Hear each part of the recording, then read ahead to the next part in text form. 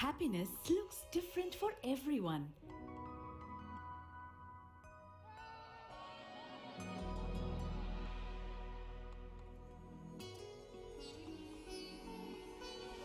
For Sharan, it was his vision to take his father's spice business from a small shop to the kitchens of millions of people. Today, he proudly explains to his father how he fulfilled his vision.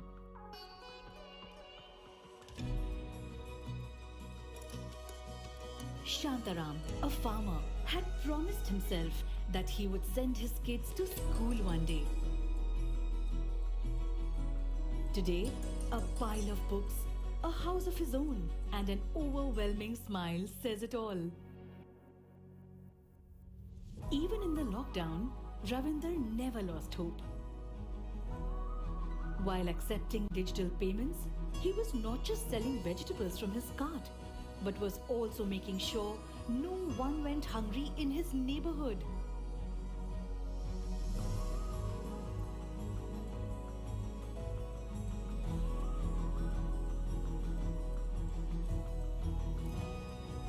Ria, a small town girl, had a dream of becoming a data scientist.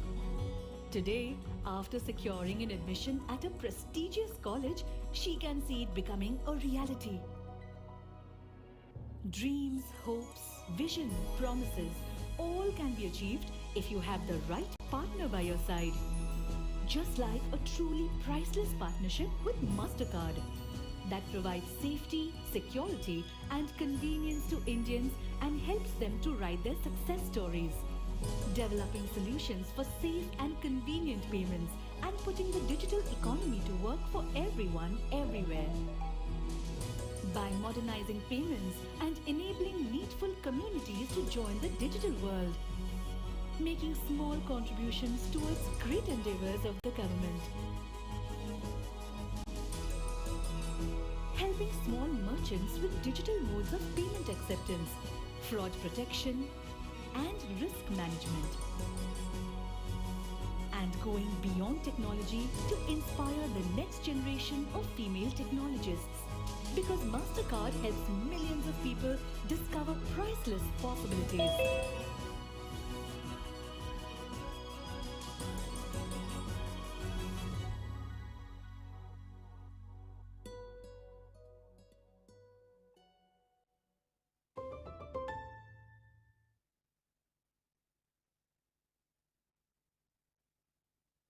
A glimpse of a diamond brings a smile every time you see it. It enthralls, it makes people joyous, it makes them romantic. It's the stuff dreams are made of. A diamond is pure, pure joy, and we bring this pure joy to people's lives. We are SRK, Sri Ramakrishna Exports.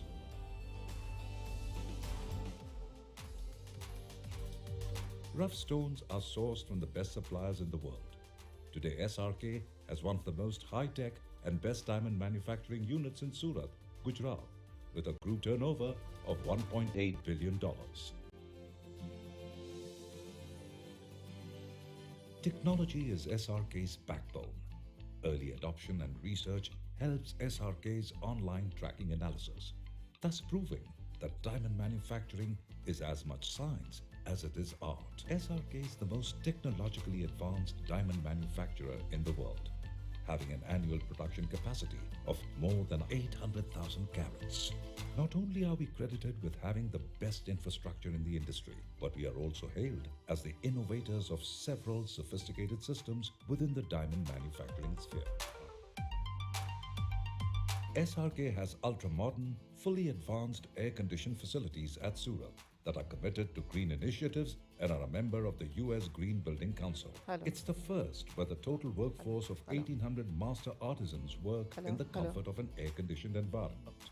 We have been recognized worldwide for our spectacular achievements. From numerous awards to accolades, being Manufacturer of the Year, we have achieved it all. But truly, our greatest achievement is just one: seeing the smile. Namaskar. Good morning and a very warm welcome to all of you in the B20 India Inception meeting. It's indeed our pleasure to welcome you all on this august occasion. We await the arrival of all the esteemed dignitaries. Till then, a humble request to each one of you. We request you to kindly put your mobile phones on silent mode or vibrating mode. I repeat, we request you to kindly put your mobile phones on silent mode or vibrating mode. For the smooth running of the inaugural session, we request you to be seated all through the show. So kindly take up your seats as fast as you can. As India holds the presidency of G20 for 2023, it will host the 18th G20 Summit. Established in 2010, B20 is among the most prominent engagement groups of G20, representing the priorities of business globally. Over the years, B20, the most prominent engagement group of G20, has done every show successfully. It has gained more strength and visibility.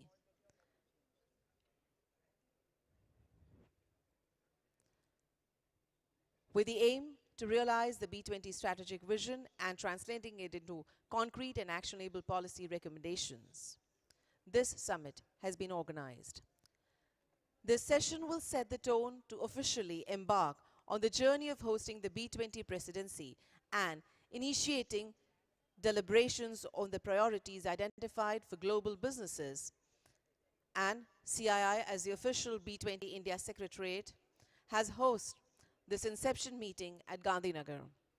The 2 days event includes keynote addresses by eminent industry leaders, global CEOs and leaderships from several multilateral organizations, which started yesterday.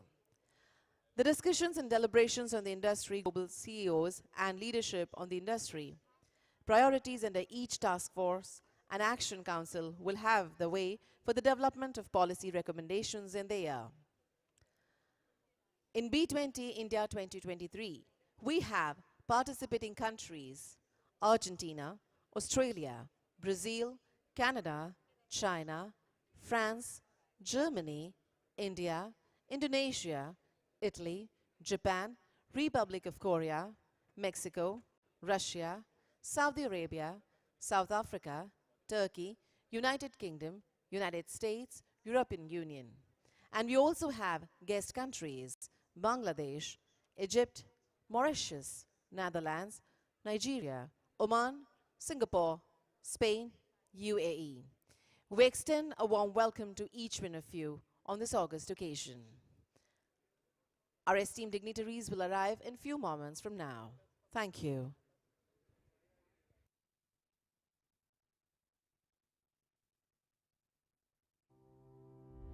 The world is changing at a rapid pace. There is an urgent need to address critical global challenges like climate change, food security, equitable and sustainable growth, energy security, rising inflation, besides others.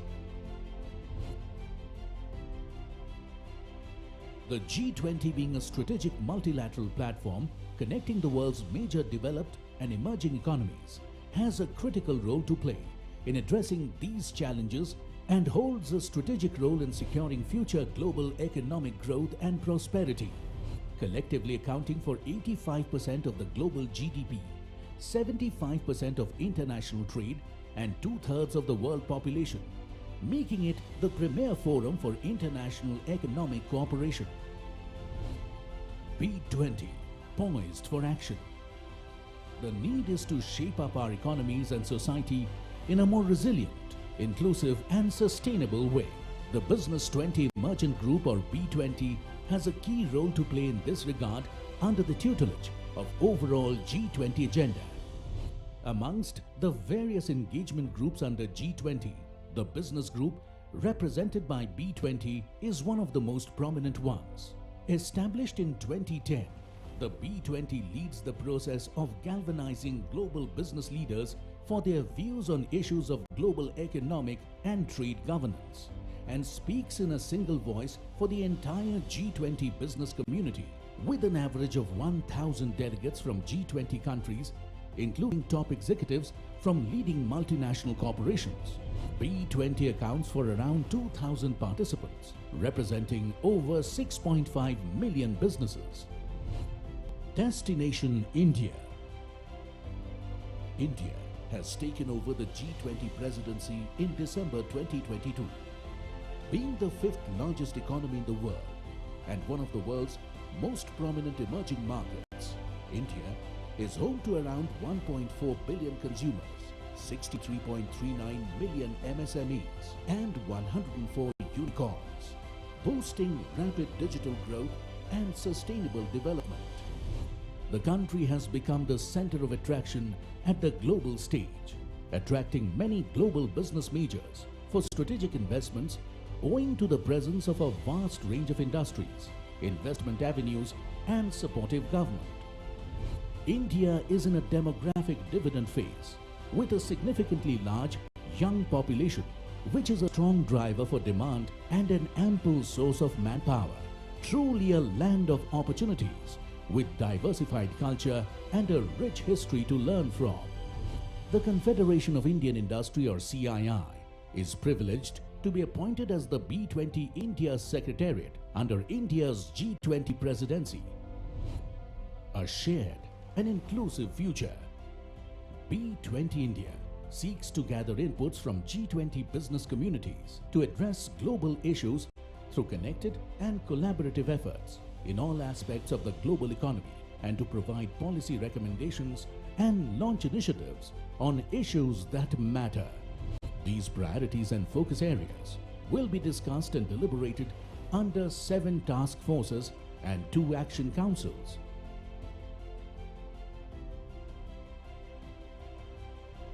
B20 India is committed to lay foundation for positive impact across G20 countries through effective deliberation, constructive dialogue, and affirmative action. Let's work together towards a new era of future-ready partnerships in the global arena.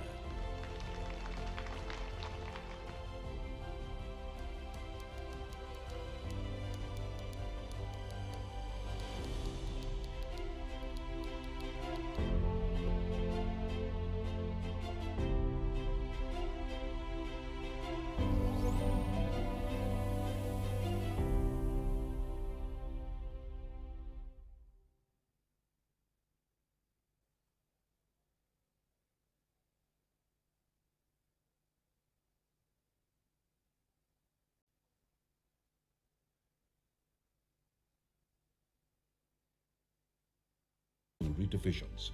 One to serve the international market, known as the Jewelry Company, and the other serving the Indian domestic market, known as Jewel Goldie. The year was 1964, and a 13-year-old boy, Govind Dholakia, started his journey from a small village in Saurashtra to Surat, where he took up the job of a diamond worker. His self-belief inspired him to start a small company along with his 2 partners, and he started all this with a loan of 500 rupees. He has only one passion and one principle: honesty. His motto in life is, dream big, but dream with your eyes open. SRK today has a team of trained craftsmen and highly trained engineers who undergo rigorous training prior to and during their tenure at SRK. Employee welfare is given top priority. The facilities for our employees include sprawling cafeterias serving nutritious, hygienic food, a library to partake in reading sessions, an auditorium for training, and a sports complex to bring out the inner sportsman in them. SRK provides its employees various benefits such as recreation activities, competitions, awards, medical benefits, skill development programs, and support to their families. SRK is committed to giving back to the community.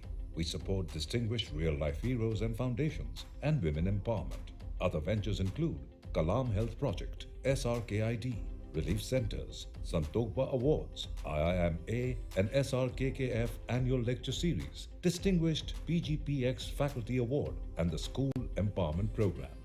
We will remain pure like the products we create. We are Sri Ramakrishna Exports. Pure.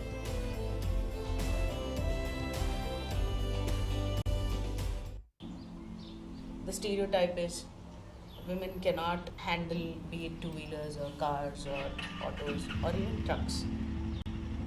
And if I can change it, why not? Scene one, shot one. Hi, this is Jay Bharti. I'm a biker by passion, but an architect by profession. Eventually now I found my way to being a social entrepreneur. One of the life-changing moments definitely was when I rode from Hyderabad to Vietnam on a motorcycle. This one visual just caught my interest. Typically we don't see a lot of women as bike taxi riders. That's when I realized that it's not that women in India cannot ride, we can. That is where we thought, let's start Movo. The whole concept is we want to move women on the roads, just like me. Visa grant was definitely very, very useful. One was definitely for immediate sustenance. Because that was taken care of, we could focus on our idea and further fine-tune our processes and build up a proper team.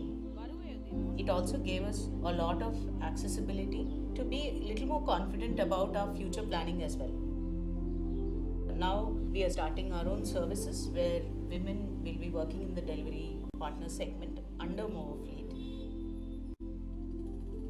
మోవోలో చేసిన తర్వాత financial problems అయితే చాలా వరకు clear అయ్యాయి. And main encouragement మా husband encouragement చేయడం వల్ల మోవోలో నాకు లైఫ్ అంటే ఇష్టం. డెలివరీ పార్ట్నర్, బైక్ డ్రైవింగ్ అంటే నాకు చాలా ఇష్టం. The road ahead looks very promising. My dad told me that anyone can ride a bike, it's not a rocket science. So imagining a scene on the road, there will be more cab didis, just like cab bhaias. I don't think so then that differentiation would be there.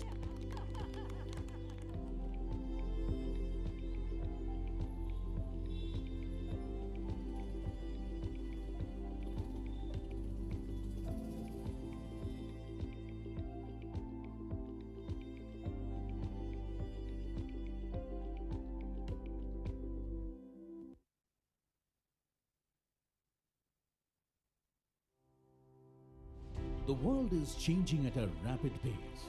There is an urgent need to address critical global challenges like climate change, food security, equitable and sustainable growth, energy security, rising inflation, besides others.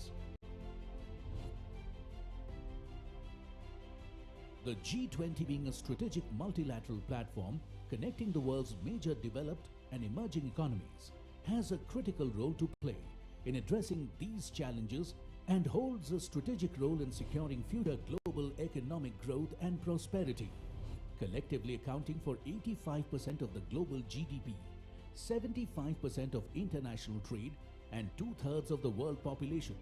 I request everyone to kindly take up your seats, please. We are expecting the arrival of our esteemed dignitaries, and those who have joined late, kindly put your mobile phones on vibrating mode or silent mode. Thank you. And society in a more resilient, inclusive and sustainable way. The Business 20 Merchant Group, or B20, has a key role to play in this regard under the tutelage of overall G20 agenda. Amongst the various engagement groups under G20, the business group represented by B20 is one of the most prominent ones.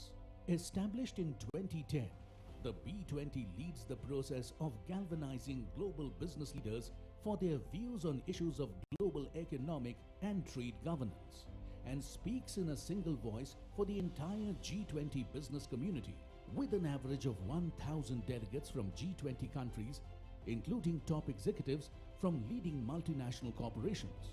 B20 accounts for around 2,000 participants, representing over 6.5 million businesses. Destination India. India has taken over the G20 Presidency in December 2022. Being the 5th largest economy in the world and one of the world's most prominent emerging markets, India is home to around 1.4 billion consumers, 63.39 million MSMEs. Those esteemed delegates who are standing, kindly take up your seats, please. Rapid digital growth and sustainable development. We shall commence this The country program has in a become very the short center while of from now. attraction Thank you. At the global stage, attracting many global business majors for strategic investments owing to the presence of a vast range of industries, investment avenues, and supportive government.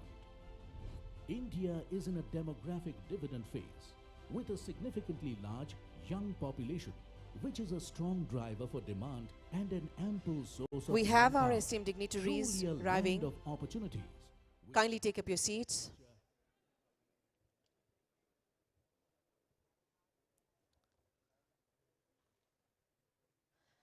Please help me welcome with a big round of applause Honorable Minister of Commerce and Industry, Textiles, Consumer Affairs, Food and Public Distribution, Government of India, Shri Piyush Goyal.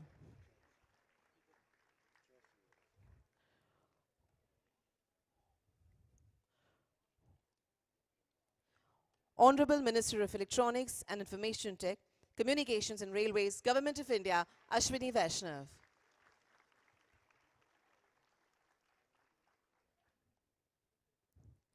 Honorable Minister of State for Commerce and Industry, Mr. Som Prakash.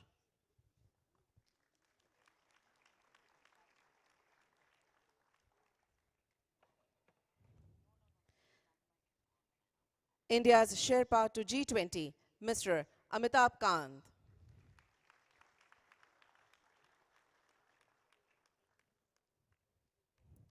Chief Secretary, Government of Gujarat, Shri Pankaj Kumar. Secretary, Department for Promotion of Industry and Internal Trade, Ministry of Commerce and Industry, Government of India, Mr. Anurag Jain.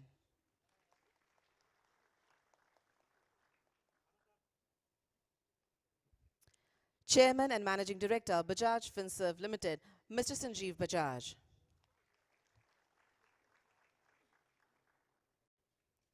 Chair B20 India and Chairman Tata Sons, Mr. N. Chandrasekaran.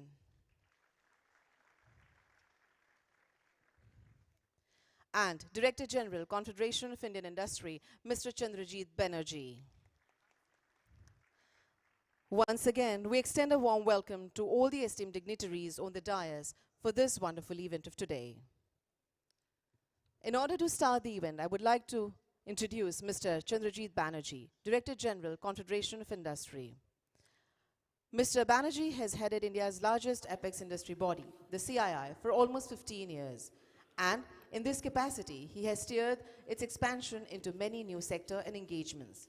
He has long experience in sectoral verticals of manufacturing, services, agriculture, and life sciences, as well as SME sector and building competitiveness of industry. Under his leadership, CII has diversified into services to industry through 10 centers of excellence and engages deeply in matters such as sustainability and digitalization. Mr. Banerjee is also a trustee and board member in many organizations, including skill councils, youth bodies, and Invest India. He is a strong proponent of internationalization of Indian industry and has been honored by several countries for his contribution to management business corporation and industry leadership. I now invite Mr. Chandrajit Banerjee to deliver the welcome address and take over the session. Thank you. Honorable Shri Piyush Goyal ji, the Honorable Minister for Commerce and Industry, Textiles, Consumer Affairs, Food and Public Distribution of the Government of India, Honorable Shri Ashwini Vaishnav ji, the Honorable Minister for Electronics and Information Technology, Communications and Railways of the Government of India.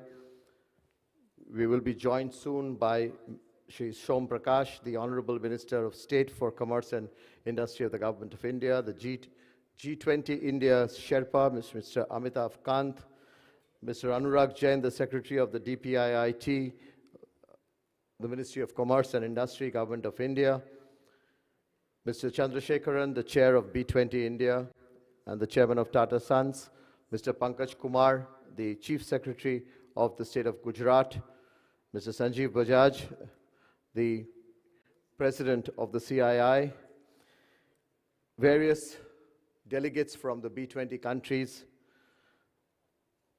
and also the observer countries of the B20, delegates from India, all over India,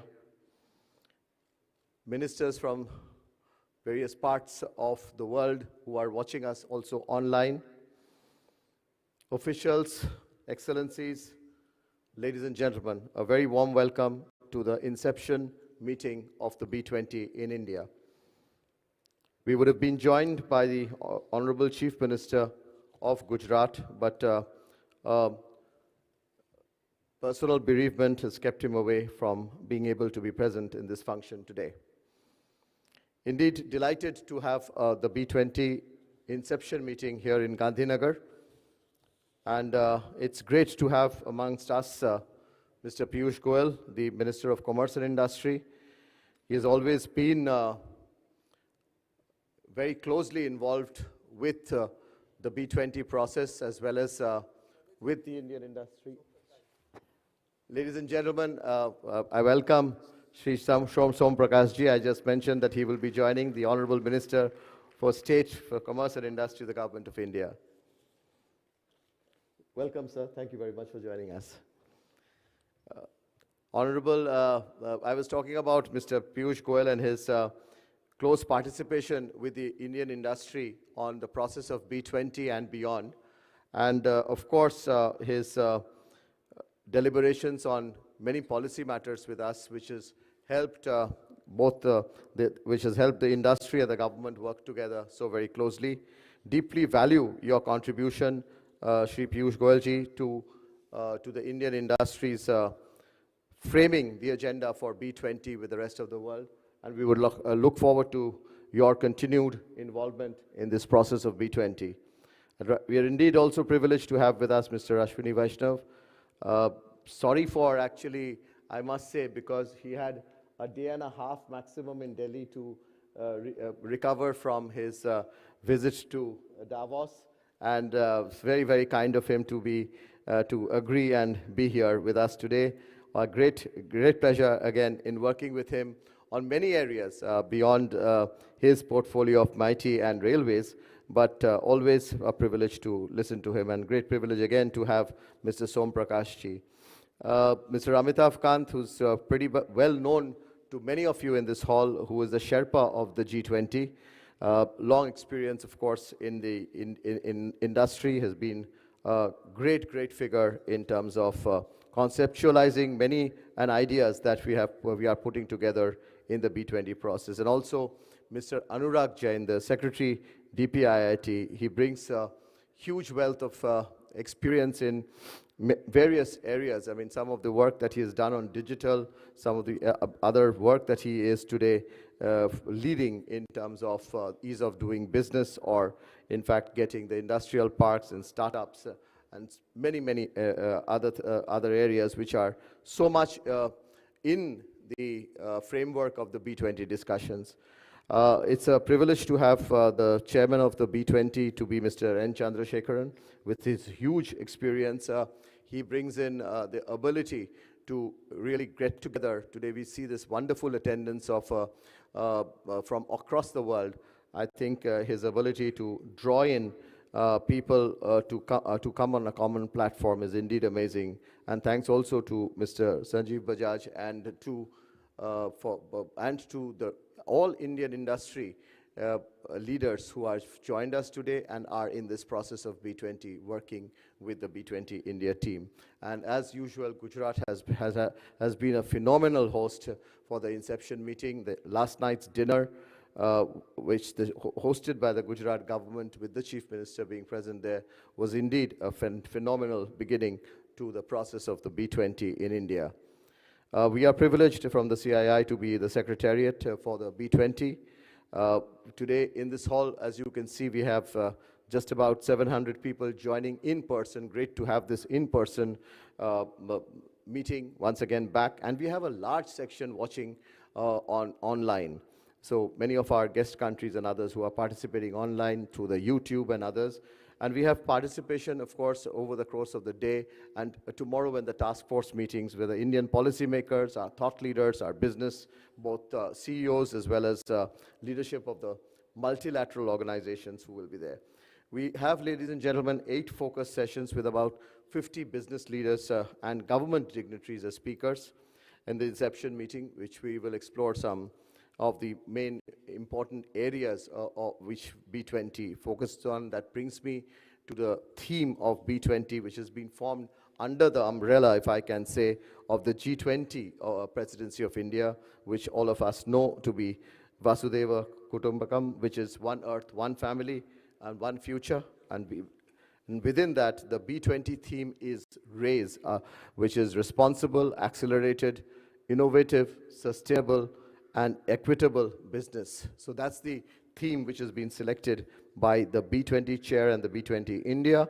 I mentioned this because as we go along this inaugural session, we would look forward to listening to some of our best brains that we have on the dais on their take and their thoughts on what we could do in the next few months' time together to take this theme of RAISE forward, and their understanding and their inputs on RAISE would be of great value to us. We really wish that all of you participate in the various sessions, bring up your comments, give your inputs in all the sessions that follows this inaugural session. Many of our chairs of the B20 task forces would be having their own meetings, which is going to be very important, and many of you are a part of and going to contribute in that task force.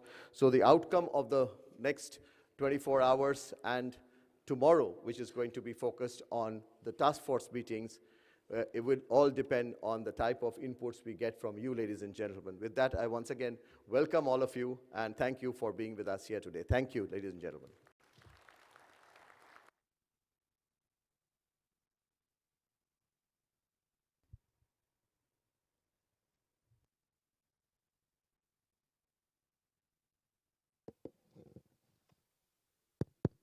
I'll request Mr. N. Chandrasekharan, the chairman of B20, to present the theme of the B20 to all the participants.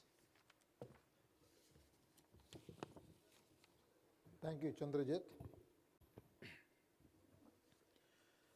Honorable Shri Piyush Goyal ji, Honorable Shri Ashwini Vaishnav ji, Honorable Shri Som Prakash ji, the Chief Secretary Pankaj Kumar ji, Amitabh Khan ji, Anurag Jain ji, and my colleagues Sanjeev Bajaj and Chandrajit Banerjee. It is indeed a great pleasure today to kick off the B20 Inception meeting here in Gandhinagar. India is in a very unique position in the world at a time we are seeing several moving parts. And B20 during India's leadership of G20 has a unique opportunity and has a very important role to play. CII has been associated with the B20 forum for the last 12 years, since 2010 in some form. So we have had the opportunity to look at the evolution and the progress over the years and have been able to relate it to the context in which the world is functioning today,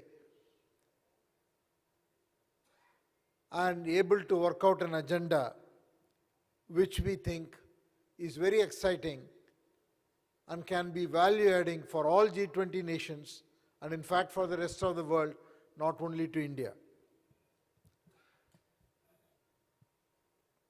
Before I share a few thoughts on what we are intending to do in B20 this year, I would like to say that the level of excitement, the energy, the support and enthusiasm among the business leaders in India and the G20 nations during the last couple of months when we started this movement is contagious, and it is truly exceptional. We believe in this period we can come up with a number of initiatives which can be very, very impactful. We coined the term RAISE as an overarching theme because we want to accelerate. We want to be responsible. We want to bring innovation. We want to push sustainability. And we have picked up 9 themes, out of which for 7 themes we have formed specific task forces, and then for the remaining 2 we have formed action groups. When we came up with this thought process, the response from the business community has been overwhelming. I must express my deep gratitude to all the business leaders in this country and in the G20 nations who have come to take part and drive this initiative with great sense of urgency, rigor, with focused outcomes. All of the 7 task forces as well as the 2 action groups are being chaired by extraordinary leaders who have proven track record and have the gravitas to be able to make impact in each of those task forces. Not only that, the co-chairs and memberships for each of these task forces are being taken up by people who have enormous experience in the respective areas and overall in the industry, and they are all willing to give their time and advice to be able to make progress. While I'll talk about all the task forces in a minute, I must say the groups have been working with great speed in the last 1 month. And you will hear from each of those groups during the Inception meeting today and tomorrow. The 7 task forces we are focused on are all need of the world at this time and for the coming decades. The first theme is on global supply chains. How do we bring resiliency? The second one is on future of work. All of us know how the future of work is getting redefined. It is going to require new type of skills. So we have wrapped around the future of work and the skills that is required for the 21st century, the coming decade. The creative skills, collaborative skills, and the mode of working. We want to define that for the future. The third area is about circular economy and sustainability, energy transition, mobility, biodiversity, water management, all the UN sustainability goals. And the fourth area is a digital transformation with India with a tremendous track record of not only the information technology industry, but also the deployment of digital in development programs and public services delivery has a unique role to play. and we want to showcase what can be done more in India as well as what can we contribute to the world at large. And we also want to have specific recommendations about how to bring equality and reduce inequality using the digital transformation. The fifth theme we have taken is about reviving the global economy. What can we do together to kickstart the financial growth engine globally? And the sixth area is about innovation and research and development. What kind of a research infrastructure that not only India can put in place, how we can collaborate between the G20 nations in innovation and research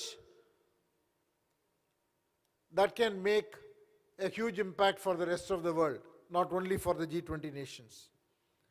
And finally, financial inclusion as the seventh task force, where we want to see how we can significantly enhance the role of small and medium enterprises among the G20 nations, whether it is from a credit perspective, skill perspective, or access perspective to skills and digital and what have you.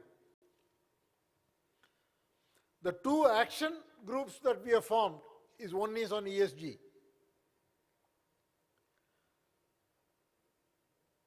How we can share among the G20 nations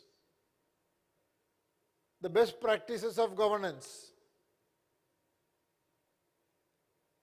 and other aspects of ESG so that we can create a common platform to drive the change, not look at each nation separately.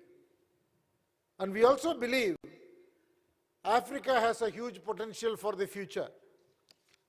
So we have formed a specific task force where we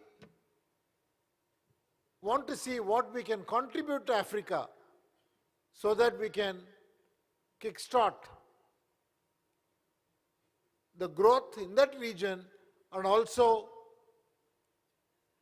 how they can participate across all these dimensions.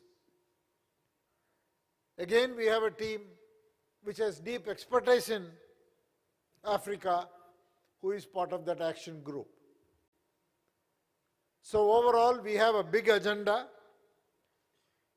We have probably 7 more months before we conclude in August. We have a very tight program. We have events almost every couple of weeks. And we have put a governance process so that we can take inputs from everybody. I also want to thank many institutions in India and abroad who have all reached out to us wanting to participate. Every day we get support. So I am very confident this is going to be a very exciting journey for the next several months, and we will not only come up with policy recommendations, but also confident that we will leave behind a few specific legacy institutions that will serve the G20 nations for a long time to come. I want to thank you all for coming in full force and participating today, and especially thank all of those who have traveled from abroad and also from other cities in India, and all those who have joined us through video. Thank you all for listening. Wish you all a very exciting 2 days. Thank you. Thank you very much, Mr. Chandrasekharan, the chairman of the B20. Your presentation on your objectives and your thoughts on how you would like to take B20 India forward shows the phenomenal involvement of yours in this process, the deep engagement of yours, and thank you very much for giving the leadership to B20 India.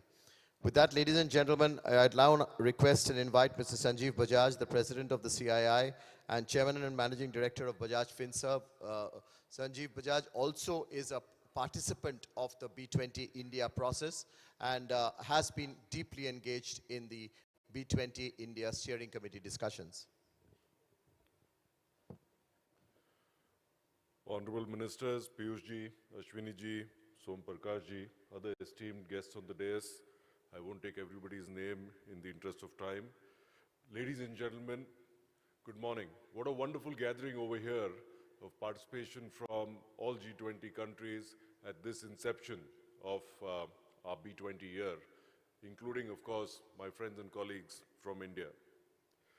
To start, I must express my accordance with the vision set by the B20 India chair and the priorities identified for India's presidency. Without doubt, today's challenges for industry are complex and interrelated and require a collaborative effort of the world's leading economies, which are a part of the B20 grouping. Businesses have an important role to play in working with governments domestically, regionally, and globally to drive sustainable growth, create jobs, and foster prosperity. I believe the global business community resonates with the broad priorities identified by the Indian B20 in alignment with our overall theme of RAISE, responsible, accelerated, innovative, sustainable, and equitable businesses, RAISE. Resilient and inclusive global value chains are the need of the hour. A prominent feature of world trade over the last 2 decades has been the rise of these GVCs, with goods and services being processed and value being added in multiple countries. Designing a supply chain that is both resilient and efficient while addressing increasingly complex and nuanced markets would enable organizations to participate that much more. World trade should be channelized through these GVCs that must embrace the least developed economies and enterprises, particularly those at small scale, to ensure that we have inclusive growth. It is particularly critical to make a special effort to include women in GVCs, both for empowerment as well as to boost growth. Therefore, B20 India's focus towards inclusive GVCs for a resilient global trade and investment would include deliberations on creating opportunities for firms, especially SMEs, as well as for LDCs that are incompletely integrated currently with global trade. Focus on sustainable business practices is fundamental to the agenda of B20 and G20 nations. Integrating sustainability into core business practice is essential not only to develop long-term strategies for business, for stakeholders, and for consumers, but also to provide that opportunity for value creation at lower costs and for business innovation that can come from these markets. At the same time, discussions under the B20 umbrella must lead to unlocking of sources of financing to meet the climate objectives and build modern, sustainable, and resilient infrastructure. Moreover, since many countries, especially LDCs or the least developed countries, are struggling to recover from the recent economic disruption, the Indian B20 Presidency's deliberations on financing for global economic recovery would bring out meaningful policy solutions for G20 leaders to consider. A key dimension of business today is the increasingly evolving tech and digital landscape, which is both a challenge as well as an opportunity. B20 India's engagement on driving innovation, promoting R&D, and taking industry into the future, we believe will be very relevant for enterprises at all levels. Equally, the corresponding requirement of a tech-acquired workforce, which calls for a new focus on the future of jobs and mobility, will be discussed under B20. There is a need to match labor to jobs at a global level and other tailored skills for workers. B20 India is cognizant of the exclusion of the African continent, with the exception of South Africa, from the G20 process. And this is the first time that B20 discussions will focus on the integration of Africa through a dedicated action council, as Mr. Chandrasekhan mentioned. To conclude, I thank you all for your participation, and I strongly believe that with the contribution of global business, B20 India, working through the 7 task forces and the 2 action councils, will deliver concrete and actionable recommendations to the G20. I wish you a productive Inception meeting and look forward to the deliberations at this platform through the year. Thank you. Thank you very much, Sanjeev, for those perspectives of how you look at your engagement and the Indian industry's engagement with the rest of the world during the process of B20 over the next few months. Thank you very much. Ladies and gentlemen, with the industry perspectives being given, I'll now turn to our leaders in the government. And may I turn to Mr. Anurag Jain, the Secretary of the Department for Promotion of Industry and Internal Trade, to give his thoughts and his perspectives on B20 India's theme that you heard over the last few minutes, and how do you think that this could be taken forward? Your perspectives, Mr. Anurag Jain, please. Thank you, Chandrajit ji. Honorable Minister, Mr. Piyush Goyal ji. Honorable Minister, Mr. Ashwini Vaishnav ji. Honorable MOS Som Prakash ji. The distinguished guests, for paucity of time, I'll save on that. Delegates, I have great pleasure in welcoming all of you to India, the country with a rich and ancient history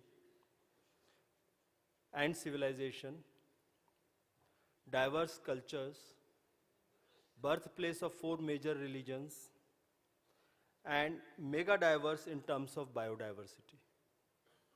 Today we are in Gandhinagar, this capital of Gujarat, the land well known for its business and entrepreneurship, and the land best known for being the birthplace of Mahatma Gandhi.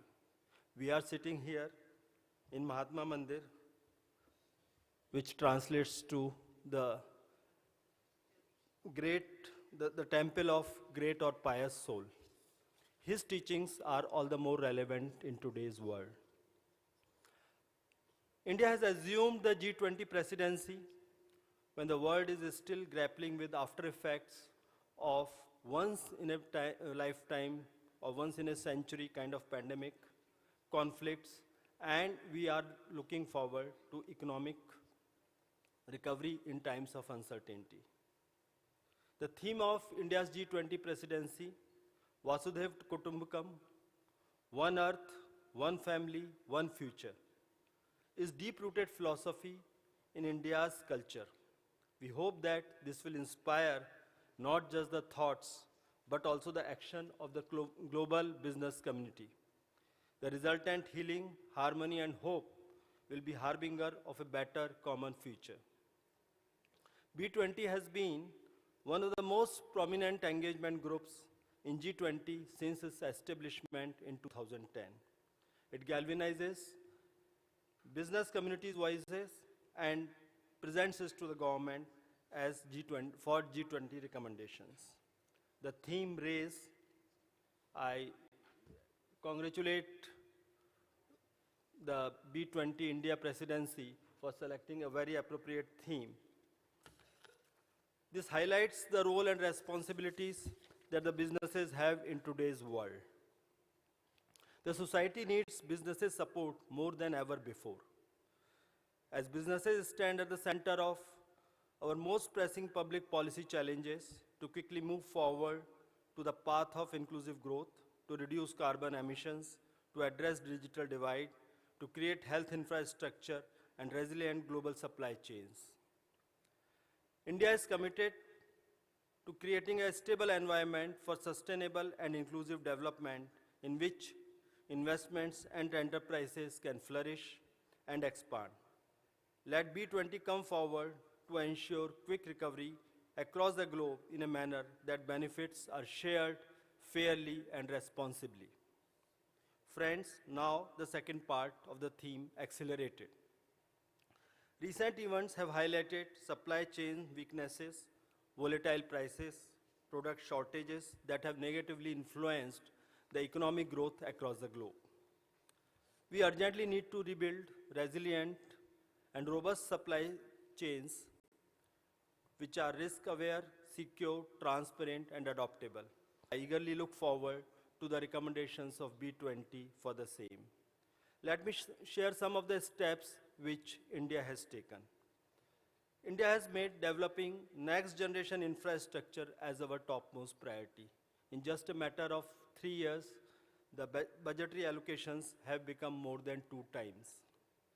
To improve further the outcome and efficiency of this infrastructure expenditure, we have created first of its kind GIS-based PM Prime Minister Gati Shakti portal, which is a planning and decision support system for integrated infrastructure development. It has nearly 1,600 layers of GIS with the details of land, water bodies, forest, mines, existing infrastructure, and the infrastructure which is already planned is visible. This has demolished the silos of departmentalization and has transformed the infrastructure planning in a totally different manner, the way the projects are planned and conceived and decisions are taken. This will play a very significant role in reducing the logistic obstacles, increase the logistic efficiency, and benefit the businesses all over. With all pervasive technical advancement in digital transformation, India has made tremendous strides in creating a world-class public digital infrastructure. This has democratized the access and lowered the entry barriers for new businesses to come. This has led to solutions which are based on open source, open APIs, and open standards, and which are interoperable and are public. We opened 460 million bank accounts in a very short time based on digital identity, making India a global leader in financial inclusion today. India's unified payment interface has transformed the payment systems. Today, number of online, real-time transactions in India are 7 billion a month, which is more than China, US, UK, France, Germany, etc., all put together, which is 40% of the world. Our open source CoWIN platform made the biggest vaccination program campaign in human history, 2 billion doses in just 1 year. Possible. This was possible because of this. This has given rise to a term called India Stack, which has 3 layers: the identity layer, 1.4 billion Indians have a digital identity; the payment layer; and the paperless consent layer. We have offered to internationalize the India Stack and extend support to the countries who are interested. Our next big endeavor, Open Network for Digital Commerce, will alter fundamentally the way e-commerce is done and hopefully break the oligopolies of the world, which is a challenge across all nations in the world today. Friends, now the third letter, I, innovation.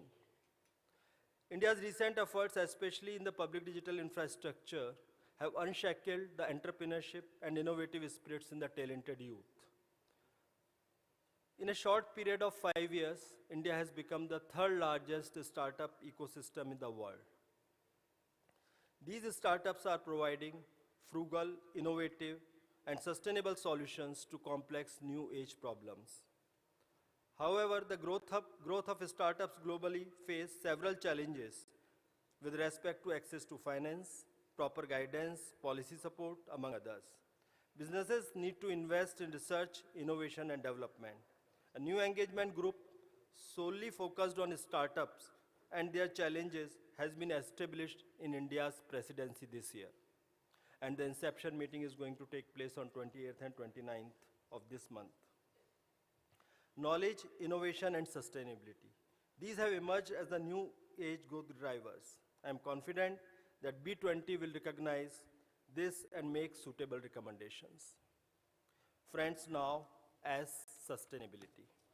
India is one of the top 5 countries in Global Climate Change Performance Index, the best performing G20 country and the only large economy in one of those top 5 countries. India achieved nationally determined contributions 9 years ahead of schedule and has since then revised the targets very aggressively to 500 gigawatt of non-fossil fuel energy by 2030. India's businesses, I compliment, have taken the target in the right earnest and are moving fast towards it. One of the task forces under B20, India will encourage businesses to engage in discussions around promoting renewable energy, increasing R&D, investment for transition to electric vehicles and hydrogen fuel, and investing in green energy. This gives me a great deal of confidence that our common good and future is and will be in safe hands. Friends, now E, the equitable. This thought is an integral part of India's culture. We want to use our G20 presidency to spark a discussion, encourage G20 members to take action, and serve as a voice for Global South, which is typically underrepresented in such fora. We need to ensure the voice of Asia, Africa, Latin American nations is well represented. I compliment B20 India for having incorporated a special session on that. India believes in G20 for G200. We need the business. I sincerely hope that recommendations of B20 will exhibit sensitivities to gender, employees' needs, and needs of Global South. The participation of broad range of executives and leaders in B20 process is what reinforces the capacity of B20 to provide practical and realistic recommendations. I would like to take this opportunity to reiterate India's commitment and dedication towards addressing the issues of paramount significance to global community as we go forward. I sincerely hope that the recommendations of B20 will be in the spirit of Vasudhaiv Kutumbakam, the one earth, one family, and one future. I look forward to great deliberations in B20. Thank you.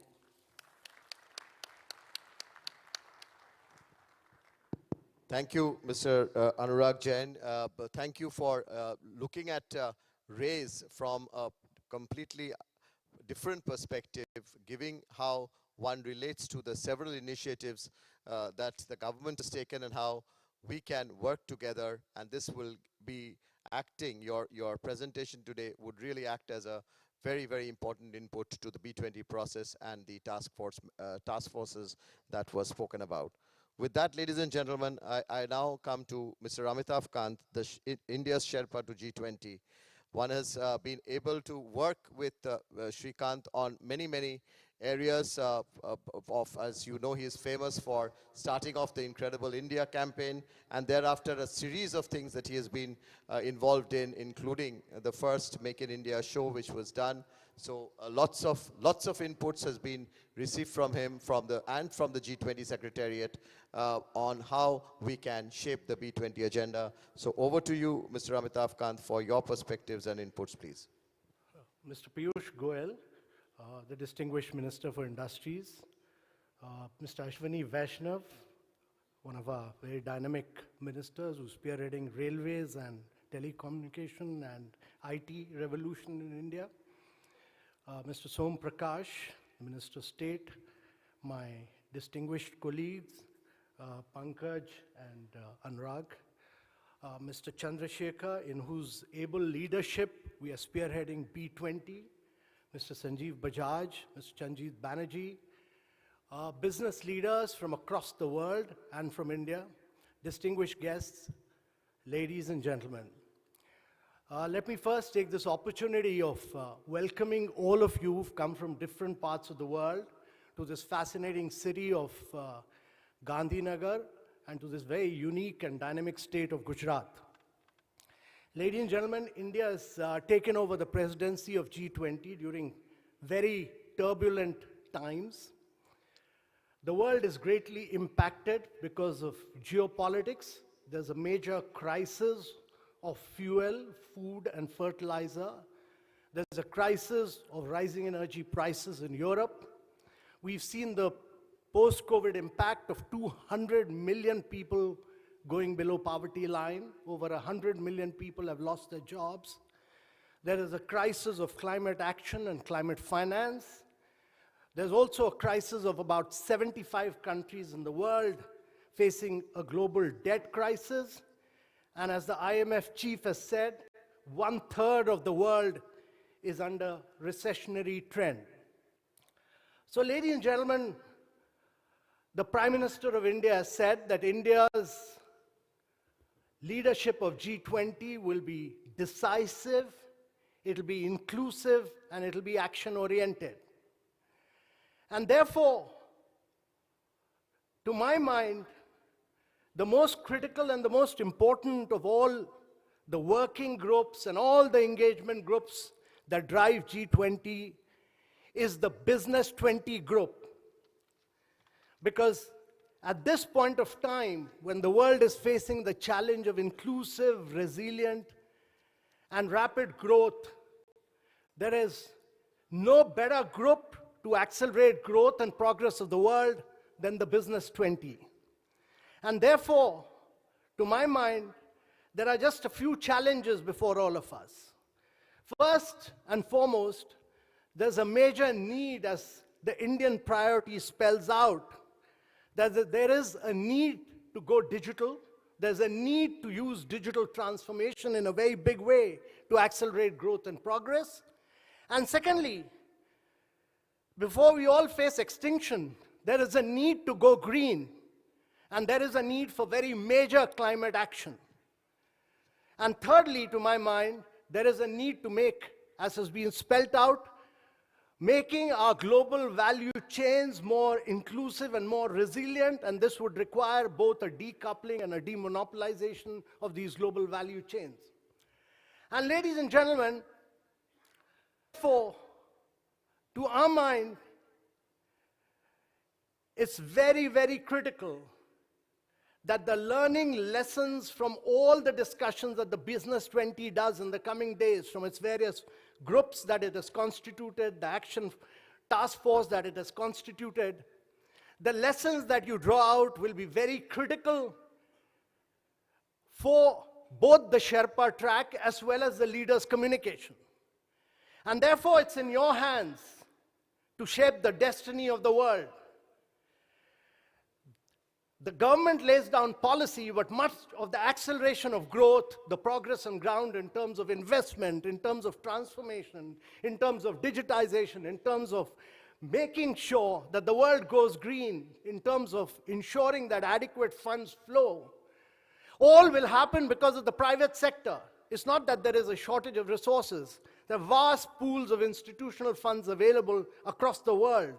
There is just a need for better credit enhancement. There's a need for better blending of finance. There's a need for first loss guarantees. And there's also a need for ensuring that the private sector steps up its act to accelerate investments across the world at this very critical and crucial juncture. And therefore, ladies and gentlemen, that there are several lessons which the Indian presidency throws up, some of which is about the unique narrative of India, and that is that India has used the process of digitization to transform the lives of its citizens. It has provided digital identity to every single Indian. It has provided linking of the digital identity with banks and ensured fast payments. And as the Bank of International Settlement has said, India has achieved in 8 years what would have normally taken 50 years to transform the lives of its citizens. The world today has about 4 billion people without a digital identity. It has 2 billion people without a bank account, and over 133 countries without fast payments. And therefore, much of that transformation will have to happen with the private sector across the world. Prime Minister Mr. Modi has recently interacted with about over 125 countries of the South. And the key lesson which emerges from that interaction is that we need to learn from experiences of each other. The lessons of the developed world are not getting passed on to the South, to the global South, and the lessons of the global South and the developing world are not being passed on to the developed world. And therefore, the fact that India's theme of one earth, one family, one future is derived from the fact that we may have different political ideology, we may have different economic models, but we come from same cosmic web. And therefore, one cosmos is critical.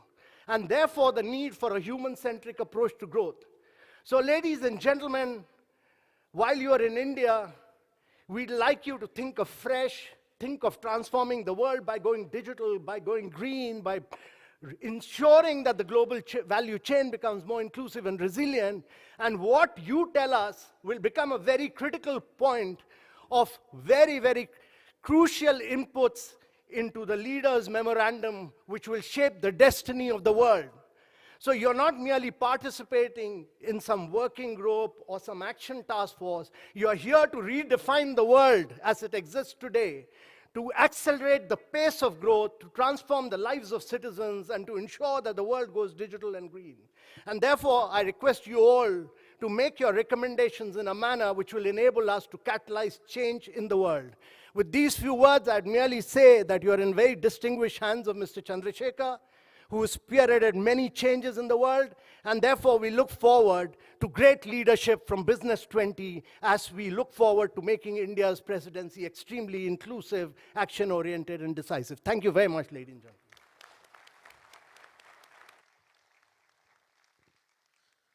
Thank you, Mr. Amitav Kant, for those very important inputs and your perspectives.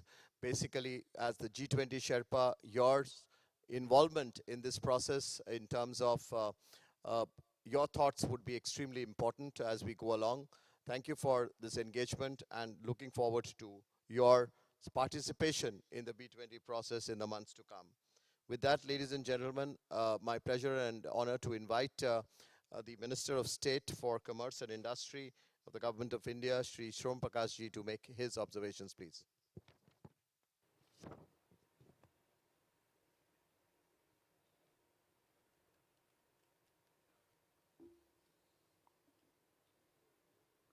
Honorable Shri Piyush Goyal ji, Minister for Commerce and Industry, Textiles, Consumer Affairs, Food and Public Distribution, Shri Ashwini Vaishnav ji, Honorable Minister of Electronic Information Technology, Communication, Railways, Government of India, Shri Amitav Kant ji, India Sherpa to G20, Shri Chandrasekharan ji, Chair B20 India and Chairman Tata Sons, Shri Chandrajit Banerjee, Director General CII, Shri Sanjeev Bajaj ji, President Confederation of Indian Industry, Shri Ashwini, Shri Pankaj Kumar ji, Shri Anurag Jain ji, and distinguished guests. I am happy and feel proud to join all of you at the B20 Inception meeting at Gandhinagar. I extend warm welcome to all of you at this important B20 Inception meeting. The G20 group of nations represents the around 85% of global GDP, over 75% of the global trade, and 2/3 of the world's population. Following the presidency of Indonesia, India assumes the presidency of G20 last month. The theme of India G20 presidency is World as One Family. We are looking forward to delegates and guests getting a glimpse of the country's cultural heritage. I am delighted to share that delegates and guests present for the B20 Inception meeting in Gujarat will get an experience of the culture heritage of this part of this country. India has outlined a list of key priorities that it would focus on during the year. The first is green development, climate finance, and life or lifestyle for environment.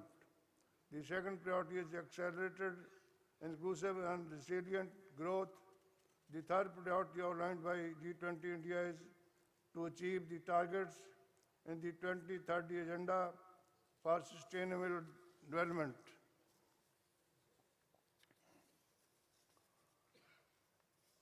This is the most important prominent engagement groups in G20 and take it tasked with formulating policy recommendation on the designated issues. I am happy that B20 India will host a series of discussions and events across India covering the identified industry priorities with an aim to realize the B20 strategic vision and translating it into concrete and actionable policy recommendations. India under G20 presidency need to work towards prioritizing fight against climate change and environment degradation through efforts to reduce greenhouse gas emissions and promote clean energy. I encourage that the task force on digital economy and industry members present to provide actionable input on how growth and development can be promoted. As the second largest developing economy in the world, India assumed the leadership of G20 at the time when it is growing rapidly. Our growth GDP expanded by 8.7% in 2022, and it is stated to touch 7% for the current year. When we are celebrating Azadi Ka Amrit period, India has emerged as the fifth largest economy in the world. And I am happy to feel proud to share that India has the third largest startup ecosystem in the world. In the last fiscal year, our exports of goods and services reached at a peak of $660 billion, and in the calendar year 2022, mechanized merchandise export went up to $450 billion. Equally, we have attracted global FDI of $84 billion over 21-22. With a large and young working population of over 550 million, today India offers many advantages. It has one of the lowest corporate tax rate in the world, the second largest road network globally, and it is set to accelerated infrastructure creation. To boost the economy, to boost export from India, the government launched initiatives like Make in India, District as Export Hub, and the PM Gati Shakti Master Plan, etc., to take a holistic approach towards growth and development of the economy. I hope the recommendations from each session toward the B20 Summit will be compiled and submitted to benefit the G20 leaders ahead of Leaders Summit. Thank you very much. Jan.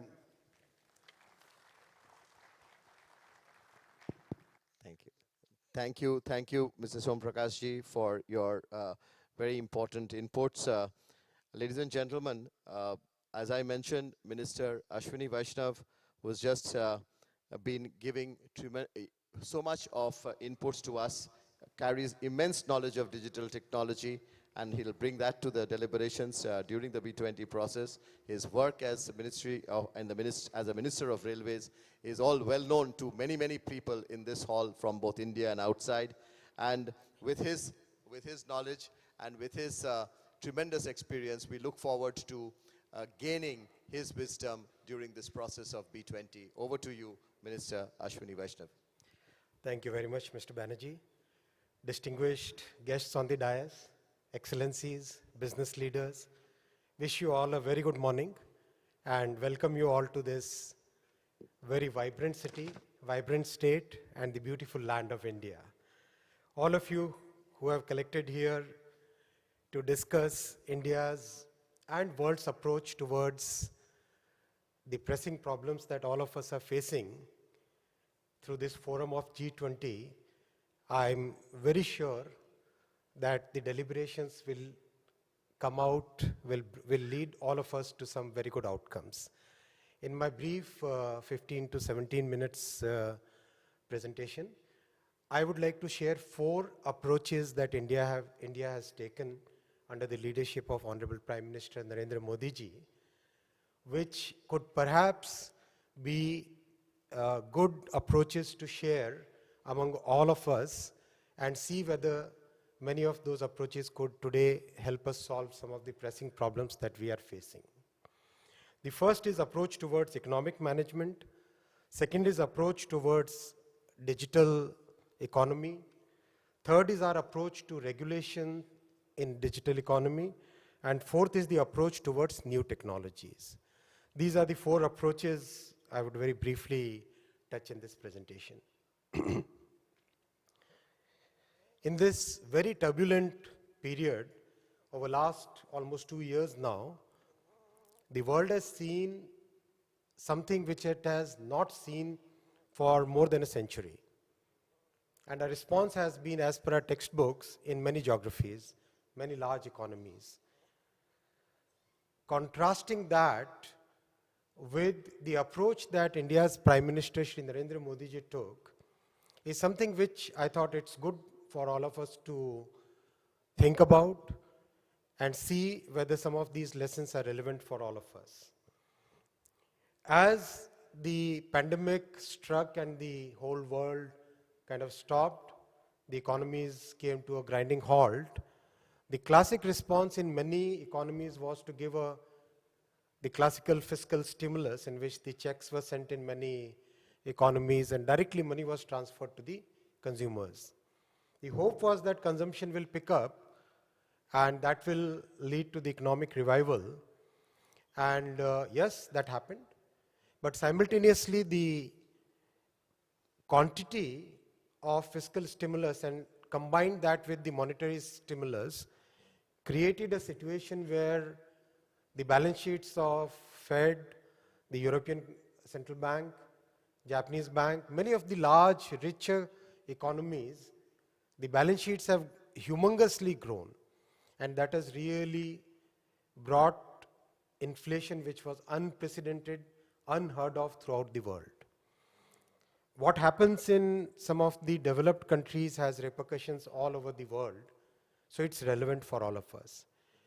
In contrast, our Prime Minister took an approach where very focused consumption and large part of the fiscal space was allocated towards investment. So this combination of focused consumption, which was maximum targeted towards the vulnerable sections of the society, and investment, which basically gave a long-term productivity boost to the economy, this has really brought in a situation where today India is having a good, robust 6.9% growth, 7% growth, and very moderate inflation. Indian economy, with its challenges of importing energy, we traditionally have had anywhere between 4.5% to 7% as a run rate of inflation. So with that as the run rate, today we are at around 5.8 as the latest print, so which is a very good moderate inflation. So creating robust growth along with moderate inflation, that is the outcome of this approach. Can this approach give us new insights for managing similar situations anywhere else in the world? Yes, it can. That's why I'm sharing it with you. The results, if you look at 4 or 5 key parameters, the quarterly private investment in the country was somewhere around 180 billion US pre-COVID. Now that has come to 240 billion US quarterly investment. So that is a significant jump. Credit offtake has increased to practically multi-year high to almost 17% year on year. That's again a very good jump. The investment as a percentage of GDP has grown from 26% to 31%. That again is a good structural change in the economy. Capacity utilization, there are many business friends I know personally here. Capacity utilization in the Indian industrial sector has increased from anywhere 60-65% to 75 to 80%. So that is spurring a new capex cycle. Employment, formal employment, which is measured by our provident fund, the net formal investment, net formal employment is now almost 1.5 million net addition every month. So these are hard data, these are specific data points. Can the economists associated with this group use this and see whether the classical fiscal stimulus of sending out checks versus a combination of consumption and investment, what is the right way forward? Because this is not the last time we are facing a crisis. Crises will come. How we approach them will determine our future. The second approach is about digitalization. We all know, and all of us are approaching, all the countries are approaching digitalization in our own ways. We in India had a great advantage of a very robust, very vibrant software industry. Our Prime Minister took an approach, can we build a system, a digital ecosystem in which the monopoly of any big tech doesn't come in? Can the digital system be very inclusive? Can it create opportunities for multiple stakeholders? With that as the fundamental construct in his mind, he launched the Digital India program in 2015. I was sitting in the audience when that program was launched. And when I heard that vision, I could foresee that in 5 years, 6 years from now, India's example will be given everywhere in the world. And what was that approach? That approach was that create a public-private partnership. And what is that public-private partnership? The public-private partnership was using public funds, let us create certain platforms which are robust platforms, sector-specific, then let everybody else join those platforms and build solutions. I'll give 2 examples. The first example is of payment system. Using public funds, a payment platform was created. Everybody else was invited to join. I'm repeating this sentence 3 times so that the point is clearly brought in. So on this platform, the banks joined, insurance companies joined, practically every e-commerce joined, hundreds of startups joined, and 1.2 billion people joined. So that's the power of a platform. That's the power of a public-private partnership. And the resultant, again, numbers should be used to measure. We are in a business B20 meeting. Numbers speak for themselves. In the month of December, on an annualized, December which has just gone by, December 22, on an annualized basis, the digital payment transactions in India are 1.5 trillion US dollars. That's huge. That's more than many other countries. I wouldn't like to take any names here. Again, giving the second example of how a public-private partnership was created. With public funds, we created the platform called Co-Win to face the pandemic challenge. Multiple agencies joined it, the vaccine providers, the state governments, the clinics, hospitals, and once again 1.2 billion people joined this platform. And as a result, a vaccination program where 2 billion doses were administered, the logistics of that many vaccine doses was managed, the scheduling of vaccine doses, the certificate of vaccination, everything was done using that public-private partnership, that digital public platform. So the approach that Prime Minister took was very different from approach many other countries have taken.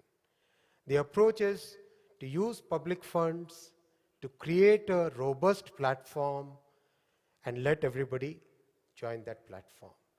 This reduces the concentration, this reduces the monopoly, this democratizes the entire digital benefits.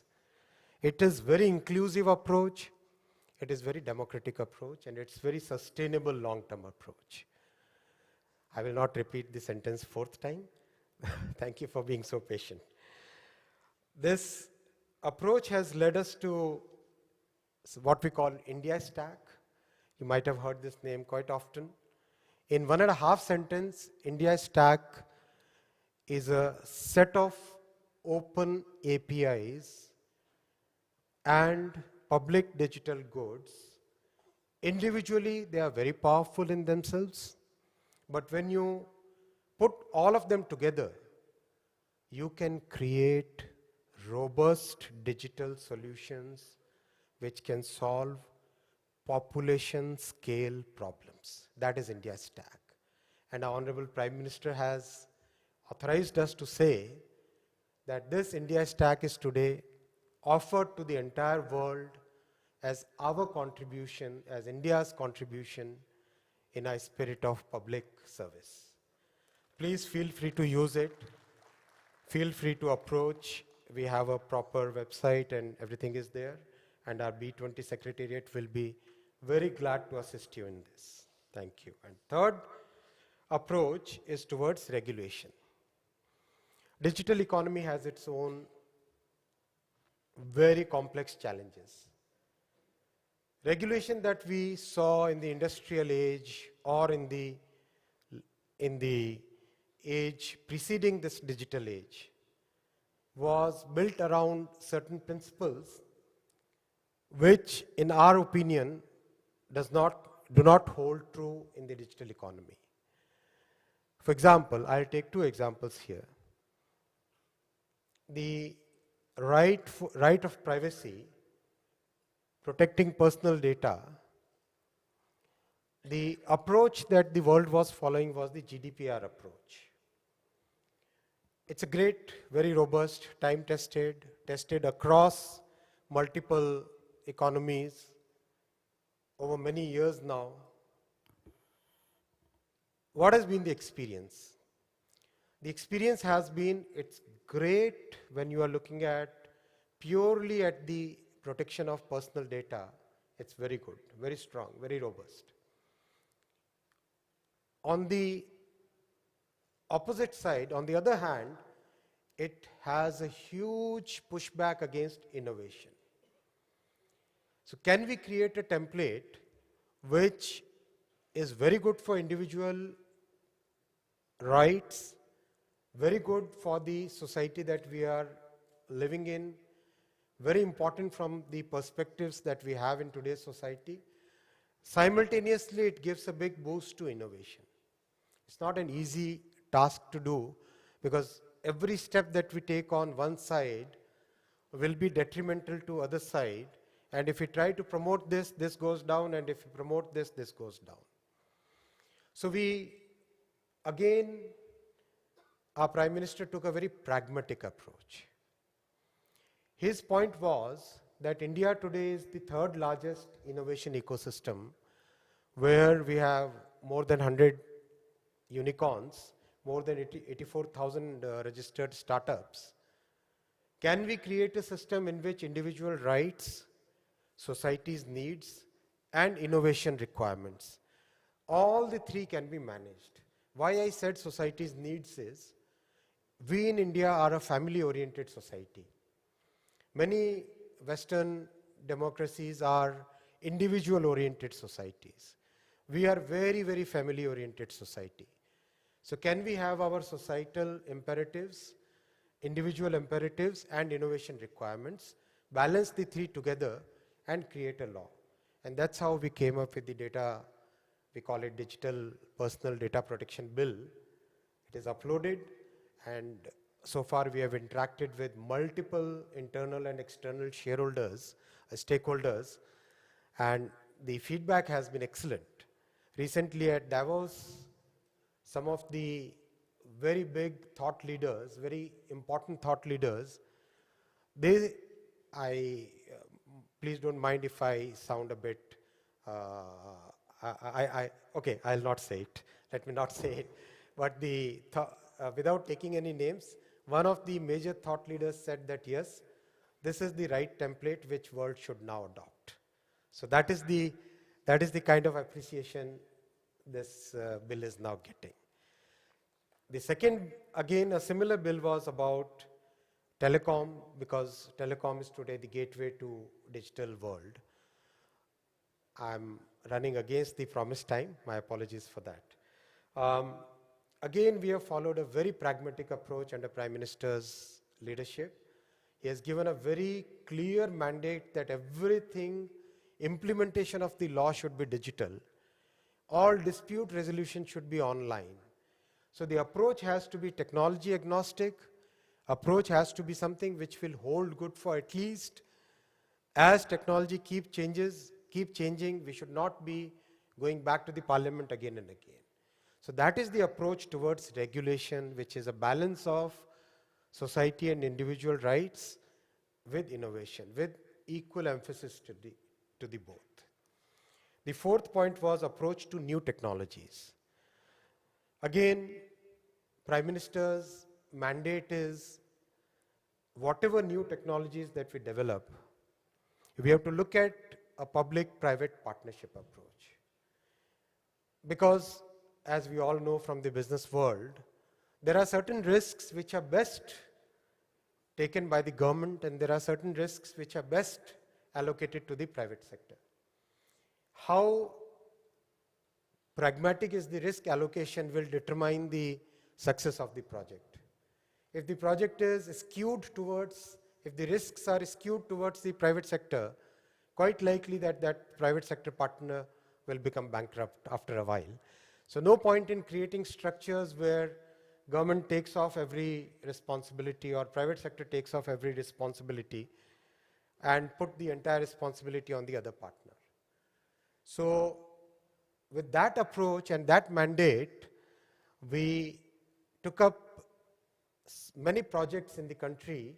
Prime Minister has actually laid out a very clear technological roadmap in all the ministries that we work. And each of these is created on a public-private partnership approach. I'll just give one example. We decided to develop our own 4G, 5G technology stack. It's not an easy task. There are only 5 countries in the world who have end-to-end 4G, 5G technology stack, telecom technology stack. When Prime Minister gave us this task in 2020, it was considered as maybe it will take many years, maybe it may not happen. But the engineers and our private and public partnership approach, that has given us a solution where the core was developed, invested by the public sector, public funds, and everything else sitting on it, the radio network, the billing system, everything else comes from the private partners. Again, that philosophy of having public investment with private components to it, that balances the risk. And today the solution is so robust that recently, initially it was tested for 1 million simultaneous calls, then it was tested for 5 million simultaneous calls, and very recently it has been successfully tested for 10 million simultaneous calls. And in this entire 2023, we'll be rolling it out on about 50 to 70,000 towers, sites, and then 2024 we'll be offering it to the world. So these are the four approaches I thought might be useful for all of us to think about and see what are the lessons we have for the world. Thank you very much for your patient hearing. Thank you so much. Thank you very much, Honorable Minister, for that beautiful story of the way you narrated it, of the way Indian economy, digitalization, technology, and the public-private partnership, all of it would serve as tremendous with tremendous value for the B20. As you have said that there is so much for India and the rest of the world to work together, we will take those as very, very important agenda for the B20 as we go along, and we'll turn to you from time to time to report back to you as to how we are progressing, as well as we would really request you to keep engaged and give us inputs on this as we go along. So thank you very much. Ladies and gentlemen, we have had the pleasure, honor, and the opportunity of working with the Honorable Commerce and Industry Minister, Shri Piyush Goyal, on many, many, many aspects. He has brought in a phenomenal business and government partnership in several areas of work, be it on the trade side, be it on the industry side, be it with the global community side. And it's been really a pleasure, an honor, and a great journey. And the B20 process, I'm sure he would give his inputs continuously and continue to inspire the confidence of Indian business looking up to the government in terms of continued engagement, partnership, a partnership approach between the government and the industry, which will be so valuable, and not only to India, but as we bring in the B20 plus countries into this process. With that, ladies and gentlemen, may I invite Mr. Piyush Goyal, the Honorable Minister for Commerce and Industry, Textiles, Consumer Affairs, Food and Public Distribution of the Government of India, to give his address. Thank you very much, Chandrajit. My colleagues, Shri Ashwini Vaishnav and Shri Som Prakash ji, the G20 Sherpa, Shri Amitabh Kant ji, several leaders from government who have joined us today. Of course, we have Mr. Pankaj Kumar, Anurag Jain on the dais, but we also have with us several illustrious senior colleagues in government. Mr. Kailash Nathan is here, Mr. Damu Ravi, Rajkumar, Muktesh. If I missed out some name, but I thought I must recognize the presence of senior leaders who have joined us both from the government and from the private sector. Of course, our G20 chairman of Tata Sons, Mr. Chandrasekaran. I don't know how he's going to balance his business requirements and the B20 responsibility, but truly somebody with a passion, with a heart to serve the nation through business. And I think we couldn't have found a better chair than you, Mr. Chandrasekaran, to lead this initiative. Other captains of industry, Sanjeev Bajaj.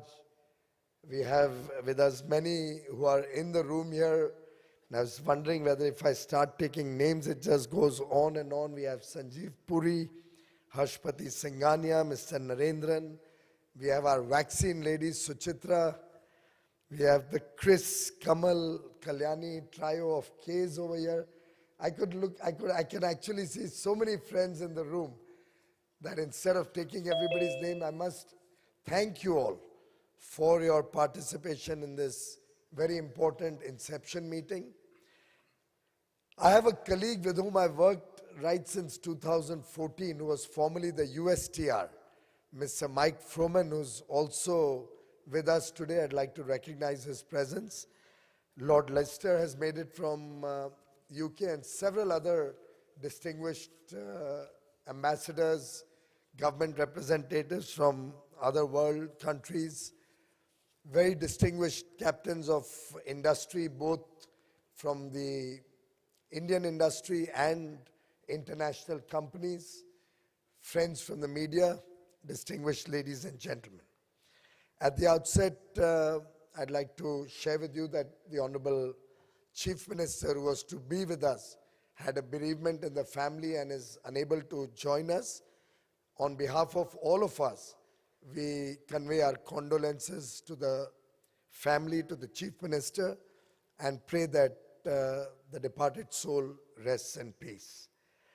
I'd like to convey my grateful thanks to the government of Gujarat, to Chief Minister Bhupendra Bhai Patel, to all his colleagues, and the people of Gujarat for the very warm welcome and hospitality that I'm sure all of us have experienced in this wonderful city of Gandhinagar, for all the lovely arrangements.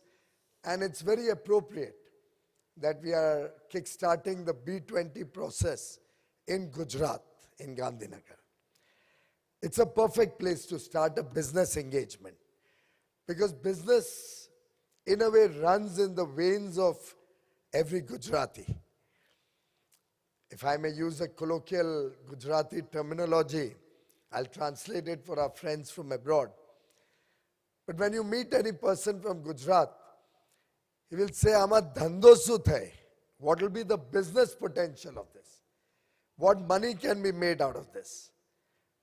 What is the outcome of what we are trying to do? Dhando ni vaat karo. And dhando is in a very positive sense, in a sense of economic activity. It's not just making money for, you can go and talk to a farmer. Even a farmer is able to relate to business in this state, because he understands that if he improves his productivity, he increases the cash crop component, he knows that that will be good for his family, for his lifestyle. And therefore, a state which has entrepreneurship in its genes, a state which has produced visionaries and luminaries like, for that matter, Jamsetji Tata or Dhirubhai Ambani, and all the other very illustrious names in the business world, in the political world, who have come from Gujarat, have shown us the way. And the fact that we are in Mahatma Mandir, the Mahatma always believed that business has to have a trusteeship concept, has to recognize its contribution to society. The Mahatma always encouraged business. Mahatma Gandhi was never anti-business. He believed that economic growth, economic prosperity will help the nation's prosperity, will help everybody in the nation get a fair share in prosperity. And therefore, in every respect, I'd like to compliment CII for choosing Gandhinagar, Gujarat, and within that, Mahatma Mandir, for this very important meeting. Friends, today is also the anniversary of Netaji Subhash Chandra Bose, one of the leading lights of our freedom struggle. Netaji Subhash Chandra Bose had a vision of prosperity for the nation. And while I pay my tributes to him, I also believe that the new India today reflects that aspiration of every single citizen of India for a better future for him or her, and for their families. India is working in this 75th year of independence as we celebrate Azadi Ka Amrit Mahotsav to prepare the roadmap for the next 25 years to make India a developed nation by 2047, when we shall be celebrating 100 years of independence. The Prime Minister, on 15th of August in his Independence Day address, laid down his vision of a developed India, an India which unshackles the colonial past, but recognizing the strong strengths of India's rich culture, rich heritage, tradition, family value systems, will work with the collective energies of 1.4 billion people, working with a sense of duty, working with unity and integrity as a nation, as one nation, with a collective agenda to take prosperity to 1.4 billion people and improve the lives of every person in the country. And that, friends, is what drives India in its economic vision, in its vision for business, and in its vision for inclusive growth. I was just doing some numbers, waiting for my turn. And you'll be amazed to see the India story of the last 3 decades. As many of you may be aware, we started the first set of business reforms in 1991. In fact, modest steps were taken in 1991, but even those modest steps look big to all of us. Even a simple thing like removing industrial licensing, which was great for the nation, was considered to be revolutionary at that point of time. The Indian economy was barely $270 billion in 1991. Today, 3 decades later, the Indian economy is $3.2 trillion. That's nearly 11.8 times or 12 times growth in US dollar terms in the last 30 years. Friends, this is despite several black swan events, including the pandemic, the once-in-a-century pandemic, which took away a lot of the potential growth, a lot of the potential opportunities. We've seen the financial crisis, we've seen oil crisis come in again and again. With all the difficulties, India was able to grow 12x in the last 30 years. When we talk of making India a developed nation, when we talk of the Indian economy going to 30 trillion, 35 trillion, even elementary simple maths on a business as usual case will take us there. But given the change in mindset, the change in thinking,